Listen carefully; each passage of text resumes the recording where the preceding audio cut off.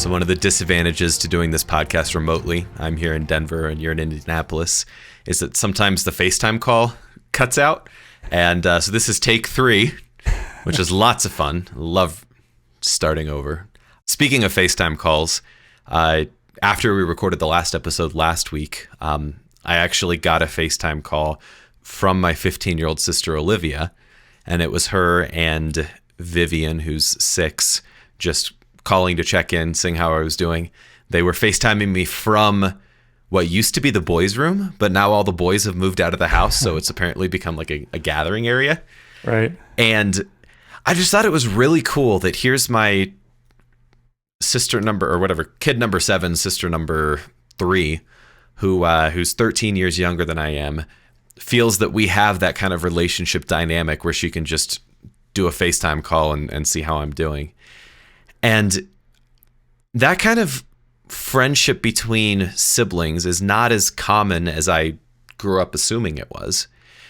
So it just made me wonder, what kind of deliberate steps did you and Mom take in your parenting to try to foster relationships between your kids? Yeah, I would say kind of an easy one from the get-go is family dinners, that we made sure to take the time that we were gonna eat together at 6 o'clock. And that was something that my mother-in-law, coming from Mexico, her family did that. And so when my father-in-law and she were married, and he's a physician and he had a lot of work to do at the hospital, especially when they were first married. And she insisted that he would be home for dinner. And if he had more work to do, then he could do that after dinner and he would go back to the hospital. But that was ingrained in Maria through her mom, through her family of origin. And so we decided that we would do the same thing. And I know from the outside, when I spent time with her family, and she had 7 siblings, I really loved to see how they interacted with each other. It was cool. And they would fight with each other. They would talk with each other. They would play with each other, and they would also, I just wasn't used to this, they would challenge each other on things that I just loved to hear what they had to say. But the whole dynamic was something that was pretty enchanting to me, and I thought, you know what, I want this for my kids. I never realized how much that friendship that they had, like I wanted that. I wanted that for me, and I wanted that for them, and that's just what they were used to. So I think having that time together, that was, everybody agreed we were going to do dinner, and protecting that really made a difference in our family dynamic and how we relate with each other. Well, and we really did have to protect it, because you worked from home and worked for yourself for most of my growing up, which meant that there wasn't a clear clock in and clock out time unless it was one that you defended. And I know that we were all homeschooled, and for me, I love to procrastinate, wait till the last possible second. So often at 6 o'clock, I was still in the basement doing school, and somebody would come down, it's time for dinner. Oh, I'm not hungry. I don't want to eat dinner right now. I have school to do. But it was something that was really important, and we knew there were other family activities, family rules that could be bent, but the 6 o'clock for dinner wasn't really one of them. Right. Yeah. And that struggle still goes on. I mean, as we still have 4 children at home, there's last week, the same thing. One of the kids wasn't coming, and I had to go downstairs and say, enough, it's like, we need to do this. It's like, but I'm not done with work yet. Like, we're never going to be done. There's always more work to do. So, but I think you bring a good point, that it does need to be protected. If it's important and worthwhile, then we need to protect it. And that sends a message constantly. We're saying that you are important and your presence in this family matters. So that family dinner thing that we all stick to, and especially Mom and I, to make sure that this is going to happen, again, sends a message that you're important, but that you're included, and we want to hear what you have to say. And then it's just fun to see the dynamic that emerges from that. So, sometimes there's little jokes going on at the other end of the long table. So actually, when we had to buy an extra long table with extra leaves in it to fit everybody when everybody was home, and we had 10 children and 2 adults, so 12 people around the table. And as kids have gone off to been married and other ones off to college right now, like we pull leaves out of the table and we said, gosh, it feels so empty.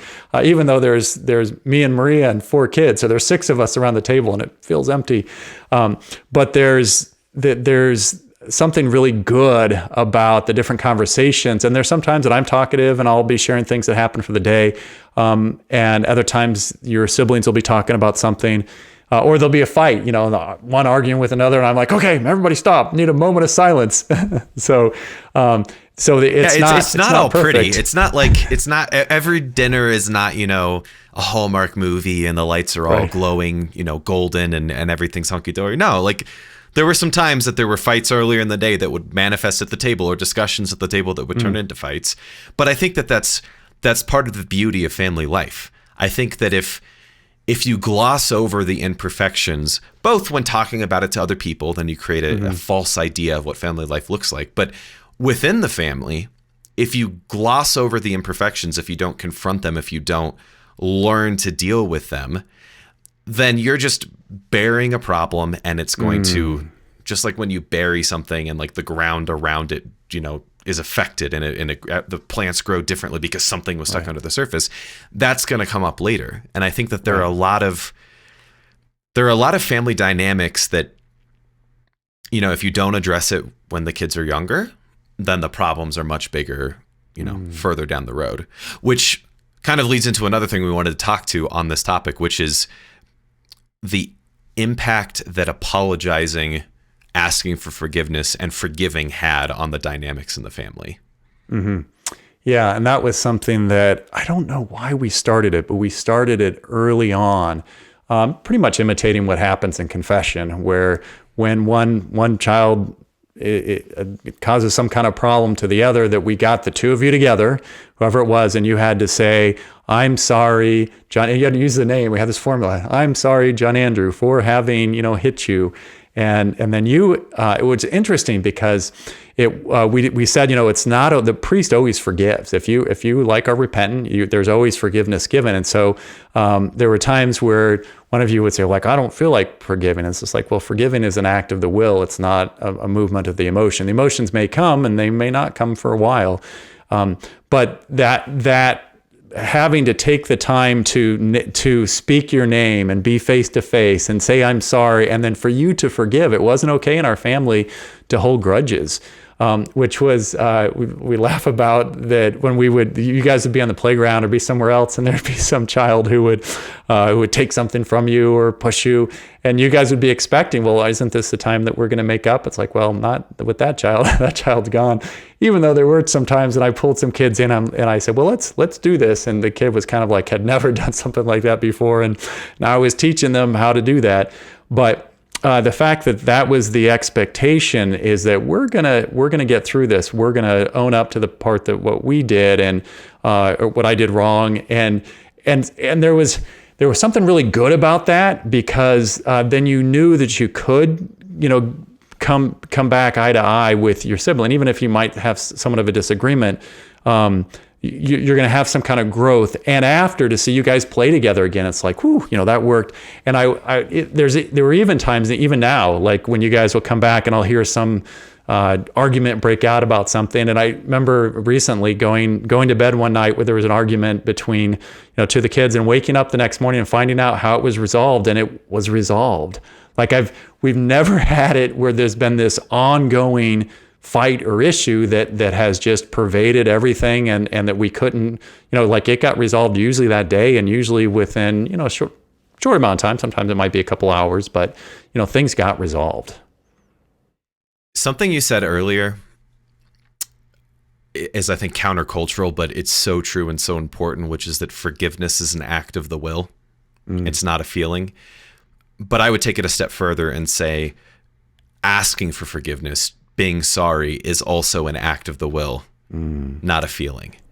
because there were plenty of times as a kid where I would get into a fight with somebody and I felt like I was 100% in the right. I hadn't done anything wrong. I have nothing that I need to apologize for. And the fact that I'm saying it like that, I was totally in the right. I did nothing wrong. There's nothing I need to apologize for, tells you that I probably could at least apologize for losing my temper. And being forced, and I use that word very deliberately, forced as a kid to go through the motions.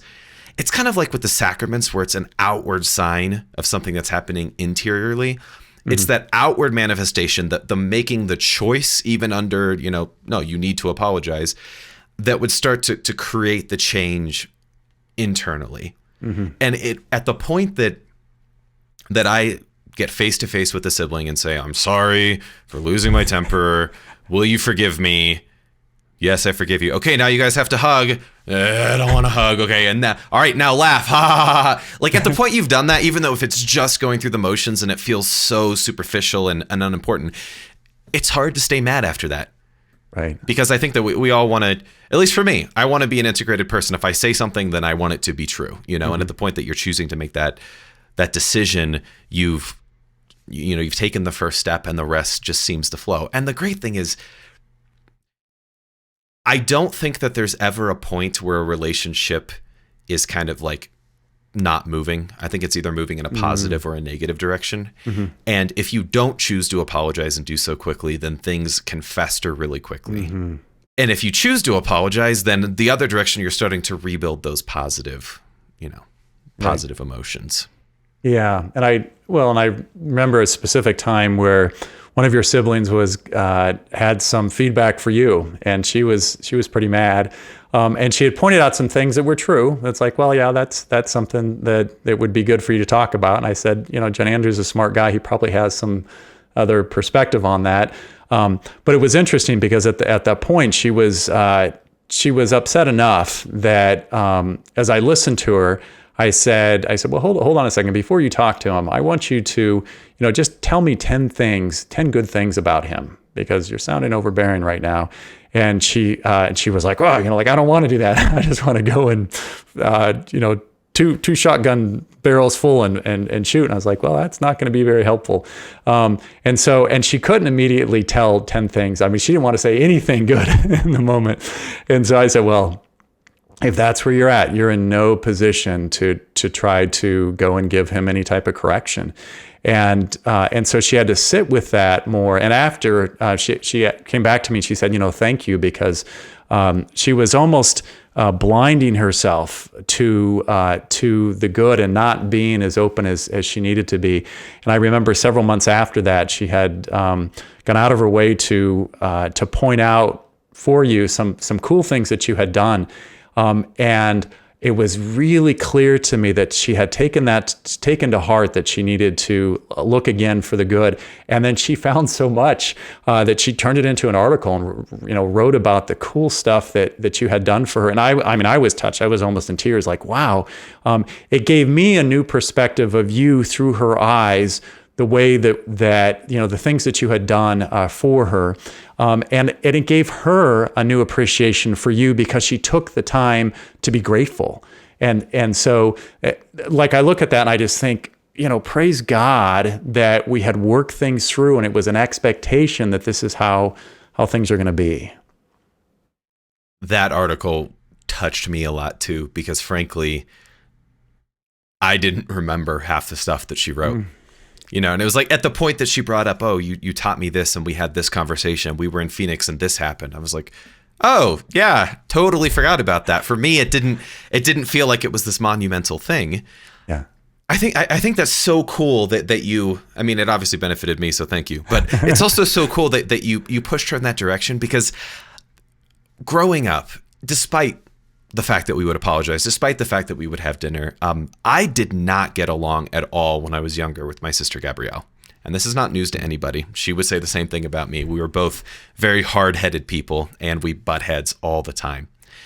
And I will never forget, she was probably 8, 9, 10, somewhere in there. And we were at church for our family holy hour on Sunday evening. And she just disappeared. We couldn't find her anywhere.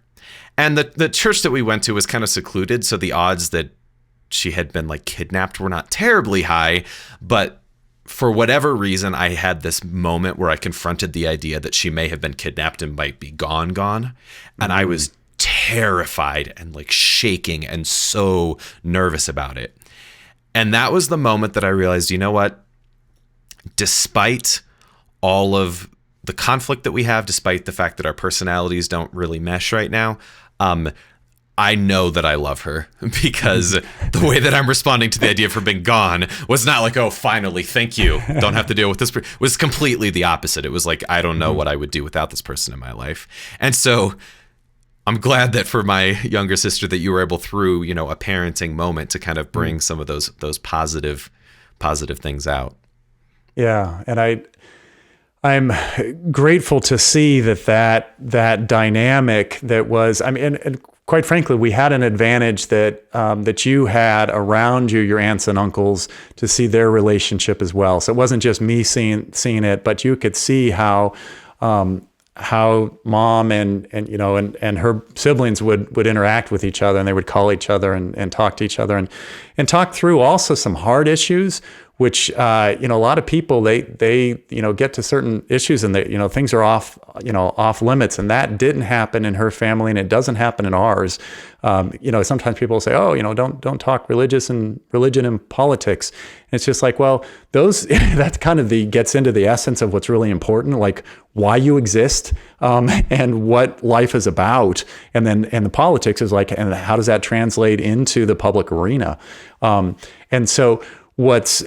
I think that you guys all got that message, that when it came to important things, that yeah, you need to be discreet, and there's times to not talk about some subjects, but when it comes down to like why I'm here and what life is about, like that's on the table, and we need to be challenging each other on that if we feel like one or the other, you know, is off, and that's that was really necessary and helpful. I mean, what a gift that is.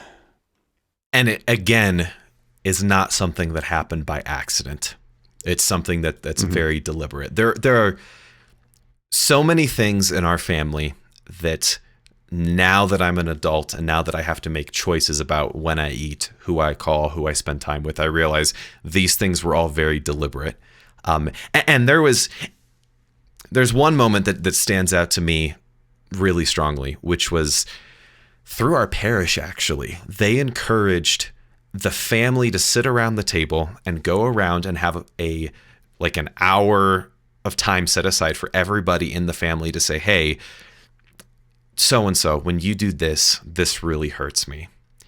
And I remember I don't remember if it was through a religious ed program or what, that it came up. And we definitely had this mentality of, we already apologize to each other all the time. Like, we don't need this, but we chose to do it anyway. We thought we'll just spend 15 minutes and we'll be done. And what ended up happening was something that I don't think any of the siblings will ever forget. It started with I think Colin at the time was probably 8 or 9. And he said, you know what? So-and-so older sibling, when you make fun of me for this, and then he started crying and he says, that really, really, really hurts. And I remember, like, I had no idea the impact I was having on my younger siblings for the negative in areas that I thought were just jokes, or I thought were just, you know, like, oh, I'm just goofing off. Of course I love you. Of course, no, like, I don't mean to hurt you. But there was a deliberate space created to be vulnerable about this. And the second that Colin, who really has a heart of gold and is much more quick to open up about that, the second he opened up, it went around the table. Everybody was in tears. Everybody had some area where they felt hurt by other siblings. And then after, I'm sorry for that. Will you forgive me? And we would give hugs. And the thing is, I don't think a single one of those hugs was okay, fine, I'll give you a hug. No, it was the opposite. It was this like, I need this. We need to be reconciled, because we didn't recognize how deep some of these wounds were. And again, that's after all those other things had been in place. So sometimes even if you have the family dinner, even if you have the apologizing, even if you have, oh yeah, we're on good terms, sometimes you have to make that deliberate, concerted effort to say, okay, let's check in. Where are we? What needs to be addressed? Yeah, that's a great point. I'd forgotten about that. As you bring it back up, yeah, that was poignant. And this is something that we haven't done. I I wish we had done more of that. I had heard from a friend who was in religious life who talked about how the way that they would correct each other and say, here are two things that you're doing well, continue to do those. This thing, and you would look some good finding, like you do this, thank you, and you do that, thank you. Please keep that up. And here's one thing that I would ask you to change. And we haven't implemented that. But I heard that and I thought, that's missing, and that could have come up in a situation like what you explained when we were around the table. So I think it's important to realize that there's room for improvement. As people were. I had heard it described that family life is like a rock tumbler. You're constantly bouncing up against different personalities, and frankly, with a big family, there's really a beauty and a gift to the pain of it, that you have all these different kinds of personalities that you might, if you only had one or two siblings, you don't have nearly as many other edges that you're bumping up against. And so having a whole array of personalities and perspectives, people think different than you do. And you don't get to just walk away. They're your sibling. You do need to face that and work with them. So, and the little idiosyncrasies and the things like how I like to have my drawer and you like to come and take something out of my drawer. It's like, stop it. Or you're messy and I don't like messy. That still goes on where it's tough to share a room. So I think the fact but it's on the table that we need to keep working on it. It's like, as you said, a relationship is dynamic. It's always moving, and that we have to be intentional to say, I'm sticking with this.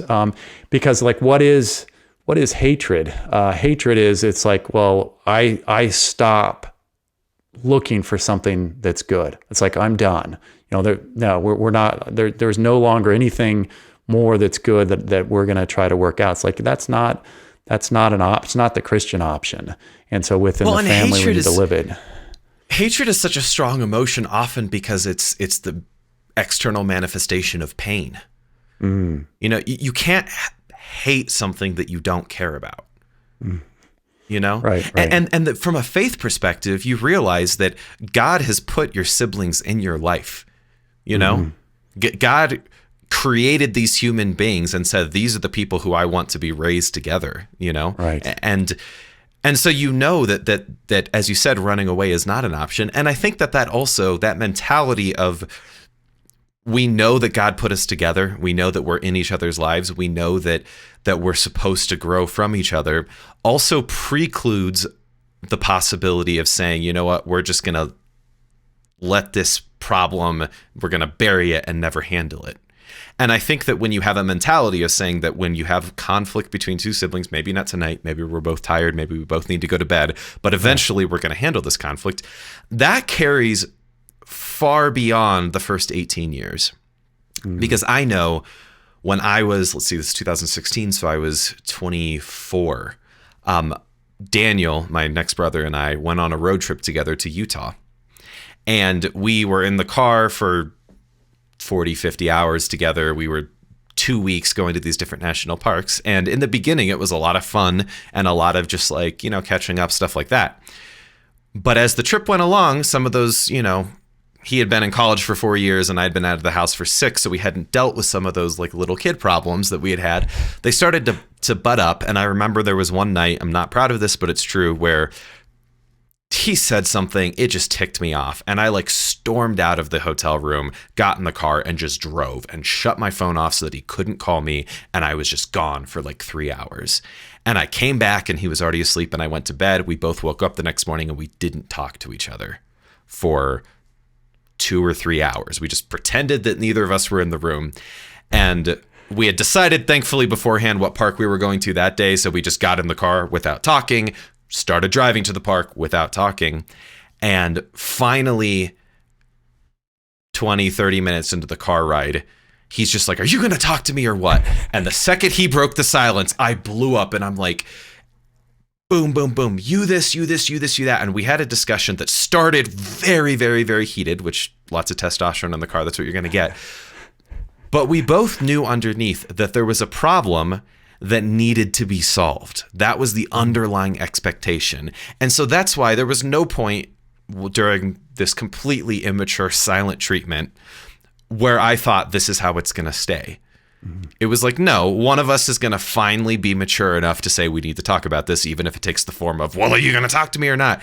And one that ended up happening, we got to a key area where the fact that he had gone to college and I hadn't, and the way that we were treating that dynamic was causing both of us a tremendous amount of pain. I was constantly telling him, you don't need to go to college, you don't need to go to college, you don't need to go to college, because I was trying to validate my life choices. Right. But it made him feel like I was saying that he was screwing up his life. And he was fighting back saying, you do need to go to college, you do need to go to college, college is important, which I felt like him was him telling me, you're screwing up your life and I don't want to be like you. And those are some really, really tough questions. But to your point, we had the mentality that we're going to work through this, that it's not an option to just say, you know what, we're going to pretend none of this is an issue. And then at the end of this road trip, we're going to go back to our lives and just never confront it again. No, we dealt with the issue and our relationship blossomed in a completely new and beautiful way because of that interaction. Yeah, and I think that that comes back to the point that you made before, and I've said this to your siblings at various points, that God chose your sibling for you. Of all the different personalities and quirks or whatever they are, like God said, I want this person in your life, and I want that person in your life for your holiness, for your happiness, for the challenges that they're going to pose for you. Like God had this in mind. And when you say no, like I wish I didn't have to deal with it. Like, no, that's not what God wishes. and because that's his plan, then there's something good here. And we have to keep digging through the manure until it comes out, because manure is wonderful for new growth. And there's plenty of opportunity for new growth when you've got a whole bunch of siblings and you know, okay, we need to work something out here. That's all we have time for today.